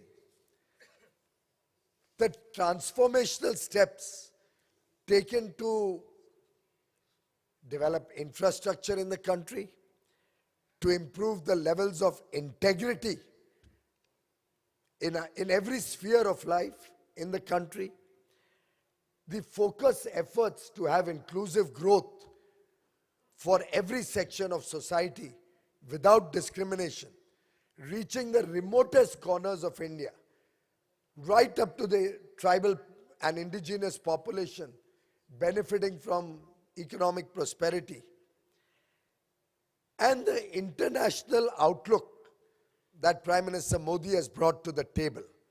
So the 4 I's: massive investment on infrastructure, focus on high levels of integrity, inclusive development, and international outlook,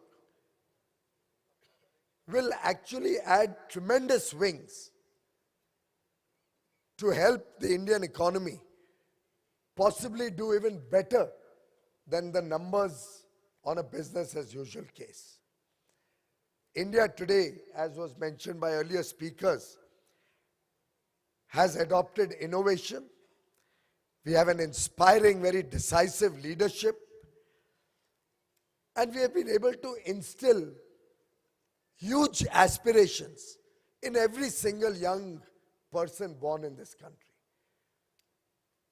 Thanks to the digitally connected world, the Digital India mission, which Prime Minister Modi launched right up front in 2015, and which is taking wings as we progress, as Ashwini ji just shared with all of us. In fact, the levels of connectivity that we have on telecom today and what are being planned over the next year or two will take us, catapult us to amongst the top 5 or 6 countries in terms of technology going forward. And I believe all of these steps will help us not only grow the economy, but grow it smartly, grow it in a manner that nobody is left behind. And I would urge you, ladies and gentlemen, to imagine that having taken care of the basic needs of every family, you may be aware that Prime Minister Modi has ensured that not a single starvation death takes place in the country, even in the worst situation of the COVID pandemic. Even when we were implementing the strictest lockdown anywhere in the world. Through several government initiatives, through a massive food grain program, through which 800 million people were provided more than adequate food grains across the country, India has been able to ensure what was once upon a time the fear of many, how India will cope with the COVID, to convert that to a story where India becomes the bright spot in the world. About 35 million families have been given a free house, a proper home with electricity, with cooking gas connection, with digital connectivity, with a toilet, with all the basic amenities. These were the people at the lowest rung of the pyramid, the most deserving, yet over the years neglected, so that they can come up in life. Farmers' income has been transformed, has been increased over the last decade. And all of these initiatives have collectively ensured that every Indian today can aspire for the better things of life. He has moved away from the troubles of his day-to-day health, education, healthcare, his needs of food, clothing, shelter. Once the common citizen moves out of these concerns, and as many of you may be aware, we are also running the world's largest free healthcare program, through which 500 million Indians are eligible for free healthcare. And by the way, it's a successful program, unlike other parts of the world where healthcare initiatives could not take off as well as they have in India. With all these basic needs taken care of, we have an aspirational society. Thanks to digital connectivity, almost every home has a smartphone, has a television set. They're seeing what's happening in the rest of the world. And that fire in the belly, that hunger for better things of life, that aspiration to have maybe a dishwasher, with nuclear families and more working women coming into the workforce, we'll need maybe 150, 200 million dishwashers and washing machines and dryers over the next 10, 15 years. I dare say there is no other market in the world as large as the India opportunity today. And therefore, to all the friends, both from Indian industry and from around the world, India would like to give out the message. India would like to share with the world the big opportunity for economic growth, for powering the world economy also to grow, for collaborations, for cooperation. We can remain competitive and also collaborate and collectively see how we can help serve the world with India as your base. And friends, I'd like to just share one small example. A British company making earth-moving material was manufacturing in England, serving 10 countries around the world with a modest turnover. They came to India a few years ago, a couple of decades ago. Today, because of competitiveness of Indian manufacturing, because of their ability to launch newer products through Indian design engineers and innovation, they are supplying to 110 countries around the world from India at affordable, competitive prices. And today all their new launches also come out of India. Apple, another success story. They're already at about 5 to 7% of their manufacturing in India. If I'm not mistaken, they are targeting to go up to 25% of their manufacturing. They launched the most recent models from India, manufactured in India, and our Honorable Minister is carrying it with him, a made in India Apple phone, the latest model. And with that, will follow the ecosystem, the supply chain. And India offers a rule of law, transparent government policies. We don't have opaque business models. We don't have hidden subsidies. We don't have anything done in the government which is not known to the public at large. Friends, for less than 10 cents, you can take out every paper in the government of India that any of us may be generating and know exactly what the government is doing, is working towards. And Prime Minister Modi has set the bar high. And therefore, as I was discussing with my colleague Mr. Chandra a few minutes ago, we have an opportunity in B20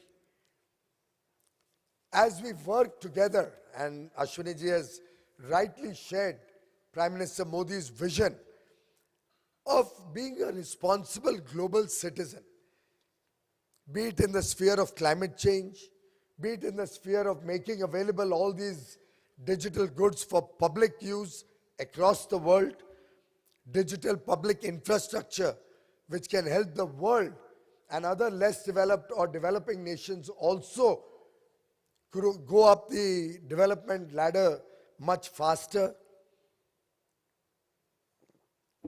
I think Prime Minister Modi's vision of care for the world as he cares for every single citizen of India, for economic stability in the world, as he works to create the strong foundations of the Indian economy, of peace and dialogue around the world, for more orderly growth, for more humane approach, as he works in India to take a better quality of life, for ease of living, for ease of working, for the smallest and most underprivileged sections of society, for our MSMEs, for those micro entrepreneurs, for those farmers toiling in those small fields. He brings for the world the vision of Vasudhaiva Kutumbakam. The world is one family. And most appropriately, that is the theme of G20 in India. One earth, one family, one future. And we wish to take this opportunity to inspire the world to care for each other, to inspire the world to have a greater degree of dialogue, a greater degree of concern both for the planet and for the future of our children. As Mahatma Gandhi had said, we have inherited this world as trustees, and it's our duty to leave behind a better world for the next generation. We have to respect intergenerational equity. We cannot arrogate to ourselves the right to use up the resources of the world. And therefore, as we work towards more sustainable lifestyles, as we work to ensure the circular economy succeeds, and I must share with you, India is one of the top 5 countries, you were telling me, Anuragji, in terms of adopting and implementing our environmental goals. We are probably the only G20 country who regularly files our UNFCCC report every 2 years on our achievements. We have already exceeded our 2030 goal in terms of renewable energy, where we had said we'll be 40% installed capacity through clean energy. We've achieved that 9 years ahead of schedule in 2021. We've taken each one of the sustainable development goals very seriously, as we hope the G20 will, when they deliberate on these important subjects. I'm sure businesses will adopt a sustainable future, a green future in your business practices, and together we will all drop an agenda, a permanent agenda, and use this opportunity of the B20 in India along with the G20 to actually look at how responsible businesses can raise the bar, can make it more sustainable, can bring innovation. And our startups are doing some wonderful work to make new technologies affordable, available to the common man, and collectively work towards an equitable future agenda for the people of the world. Mahatma Gandhi had once said, and I'd like to quote, "The difference between what we do and what we are capable of doing would suffice to solve most of the world's problems." Friends, we have a great opportunity before us.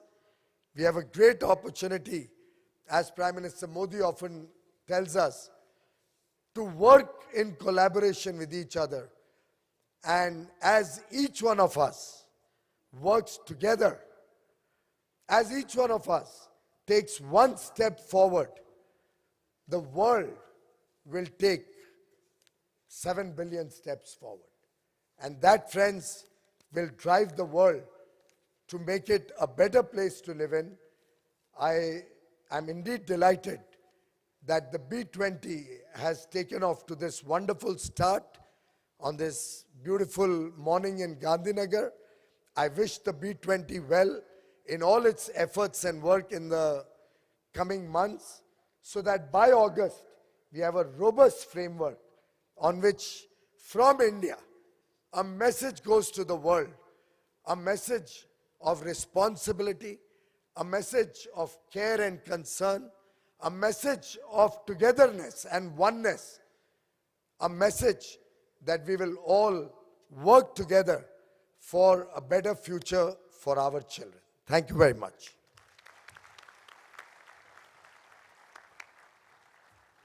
Thank you very much, Honorable Minister, for another great Indian story, and how we could all collaborate and work together and really take some of the success stories that were mentioned of India to the rest of the world, and also how businesses can really contribute immensely. I'd like to really thank all our 3 ministers present here, Shri Piyush Goyal, Shri Ashwini Vaishnav, Shri Som Prakash ji, the G20 Sherpa, of course the B20 chair. We have the DPIIT secretary, the chief secretary, and also of course the president CII, and all the overseas and Indian speakers and Indian and overseas delegates. Really thank you for participating in this opening session, which sets the tone of B20. Many names were mentioned by all speakers about people who have come up front to really make this a great success story. But it has been also a partnership of different kinds that we have seen over the last few weeks of hectic work between the government of Gujarat, the G20 team, the DPIIT, and of course the CII team. And I must mention from Gujarat, Ms. Mona Kandar, who was leading very quietly, a lot of work between her and her team. The Principal Secretary Industries, I did see her sitting there. The G20 team, people in the background, I did see Mr. Pardesi and Mr. Ashish Sinha and many others who were all constantly engaged. Of course, the DPII team is Rupa Datta, who is the Principal Economic Advisor, pretty much involved, and of course the CII team. These were the people behind, but they really made it happen with a huge amount of partnership that went in, seeing to it that coordination was done well. So, ladies and gentlemen, thank you. We have a small token ceremony of appreciation for some of the dignitaries present. Thank you very much. Thank you, sir, for your warm, thankful note. And I now request Mr. N. Chandrasekharan to kindly do the honors of presenting the mementos. Foremost, I request Mr. N. Chandrasekharan to present the memento to Honorable Union Minister, Shri Piyush Goyal, sir.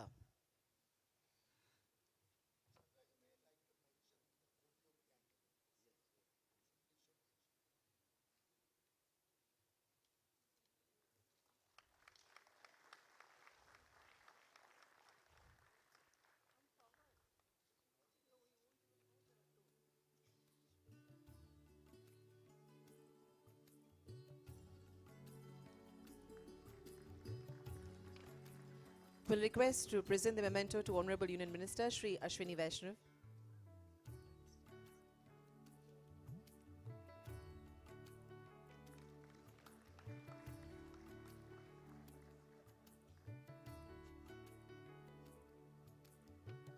These are ODOPK gifts presented to the esteemed dignitaries. You know, there are two elements to this gifts which are being given, which I'd like to highlight. One is that the Honorable Prime Minister has asked all the districts of India to specialize in one product which is made by traditional craftsmen of India. So over about 750 districts, each one of them specializing in one product. So the product which is being distributed today is a product from Gujarat, one of the districts of Gujarat, which is the artwork done by the traditional artists of Gujarat. That is the one district, one product movement of India. So these are traditional artists from India, one district, one product.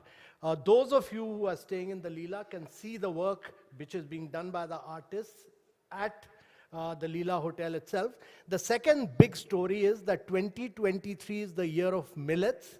We are moving away from water-consuming crops to millets, which are the superfoods, which are full of iron, protein, zinc.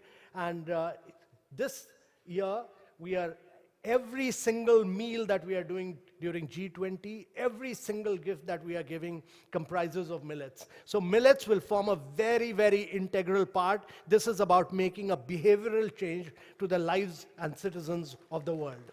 Thank you. Thank you, Sherpa, for sharing the insights. That's wonderful. We'll request to present the memento to Shri Som Prakash, Honorable Minister of State for Commerce and Industry.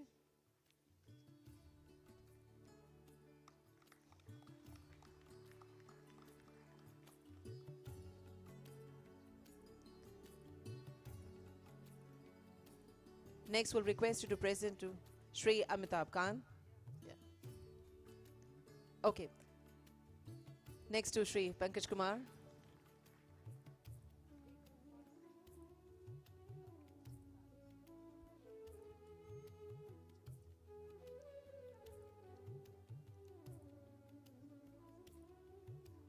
Anurag Jain, sir.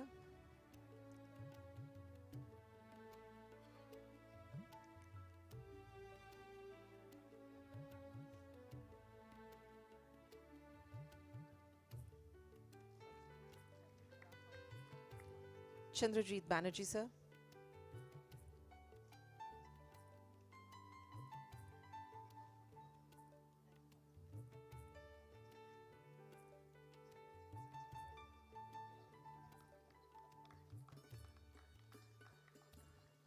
We'll request Mr. Chandrajit Banerjee to kindly present memento to Mr. N. Chandrasekharan, sir.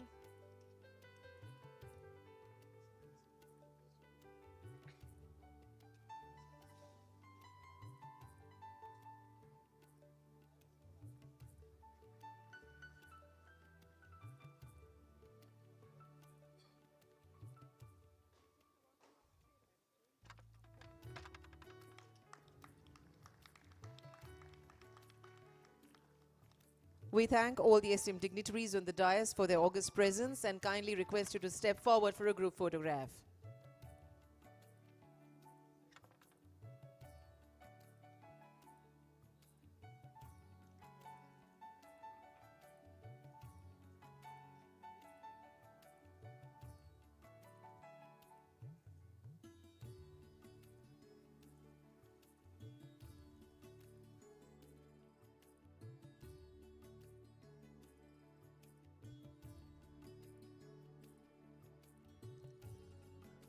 Thank you, everyone.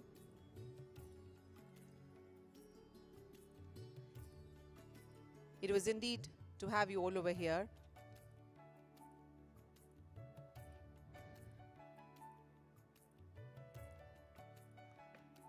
We have heard the eminent speakers from the industry and government about the process of achieving success in B20. We shall now hear about the priorities of India in B20. We have a special plenary with eminent speakers. So do not leave the room. We request you to be kindly seated so that we can start the special plenary session on B20 India priorities. Thank you.